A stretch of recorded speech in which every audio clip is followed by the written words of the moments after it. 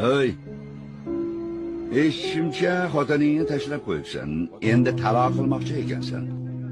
Odamlar u haqida yaxshi, xulqi go'zal, Allohdan qo'rqadi deyishyapti. U senga itoatsizlik qildimi, yo biror aybi bormiki uni taloq qilmoqchisan? Alloh haqqi. Yo'q, faqat rostini aytaman. U xuddi siz ta'riflaganingizdek Amiril Mo'minin, lekin men uni sevmayman. Nahot hamma oila sevgiga asoslanadi deb o'ylasang, mehr oqibat qayerda qoladi? Unga uylanayotganingda birov seni majbur qilgan edimi? Quloq sol. Ayollarga uylanayotganingizda ularga va'dalar berasizlar. Keyin ayol kishi homilador bo'lib qiynalib yuradi. Keyin farzand ko'rib bolaga qaraydi, yediradi, ichiradi, kasal bo'lsa g'amxo'rlik qiladi. Buning uchun sog'lig'ini, yoshligini sarflaydi. Keyin ayolni yoshi katta bo'lgach, eri undan yuz o'girishi adolatdanmi?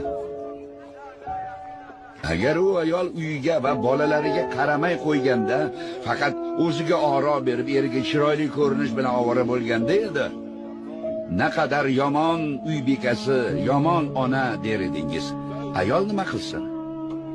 Mas'uliyat qayerda? Ayollaringiz borasida Allohdan qo'rqinglar.